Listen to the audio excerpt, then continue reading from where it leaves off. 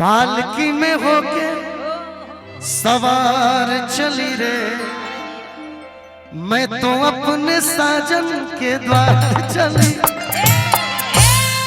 मरद कहतिया कहता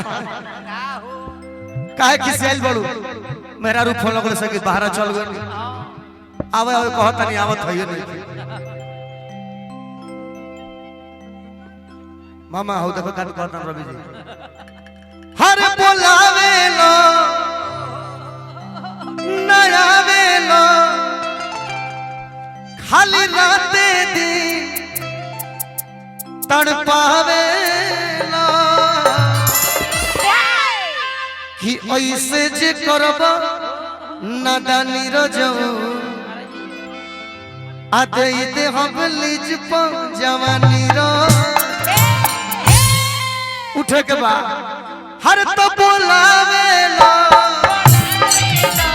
नया वेलो खाली रातों दी तड़पावे लो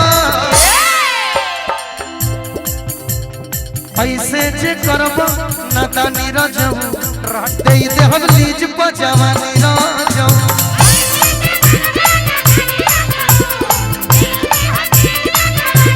ऐसे जे करब नादानी रजऊ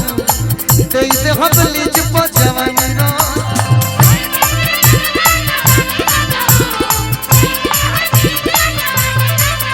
हैरान हूँ मैं आप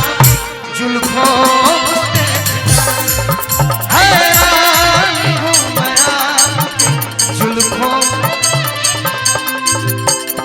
इनको घटाता हूँ तो इनको घटाता हूँ घटाओ तो क्या कहूँ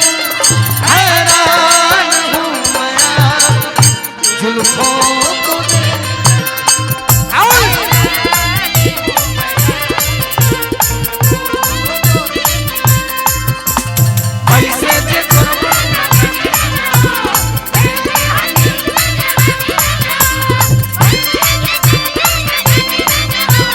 सवार बड़े भाई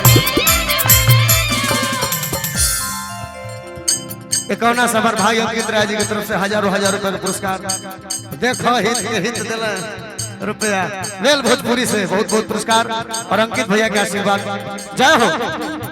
लागे सब दिन के फेरा में झूला तारा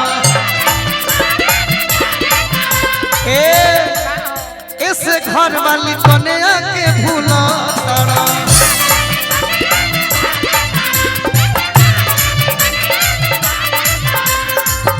राजा कटबजे बहरा में चानी रजऊ अरे कटबजे बहरा में चानी रजऊ दे दे हम लीज प जवानी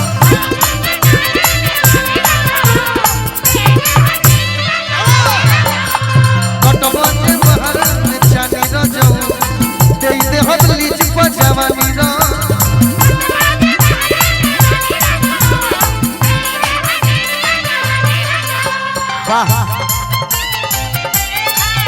ऐसी गलियों में लगे दिल तोड़ा के घुंघरू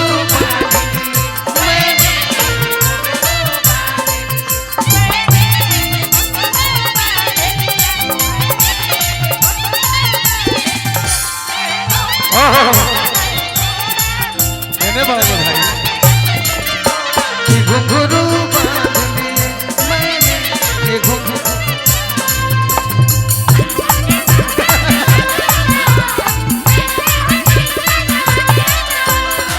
देखिए हमने के गुरुदेव आदरणीय कमलबास कुंवर जी के पुत्र और हमने के भाई बालू कुंवर सुग्रीव कुंवर और उपेंद्र कुंवर जी की तरफ से पुरस्कार मिला। जय जय जय जय भैया गुरु जी के आशीर्वाद हमने को हमेशा रहला।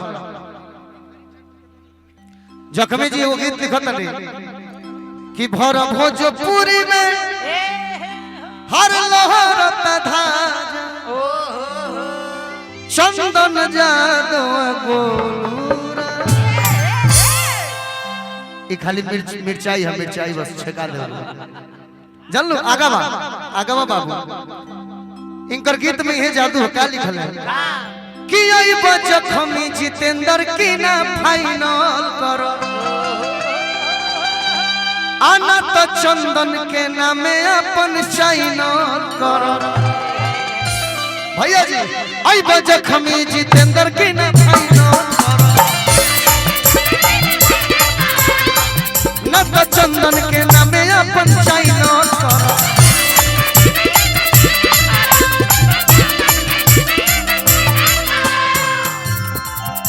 अरे अब नहीं चली मना मानी रजऊ आते ही दे हम लीज पजावानी रो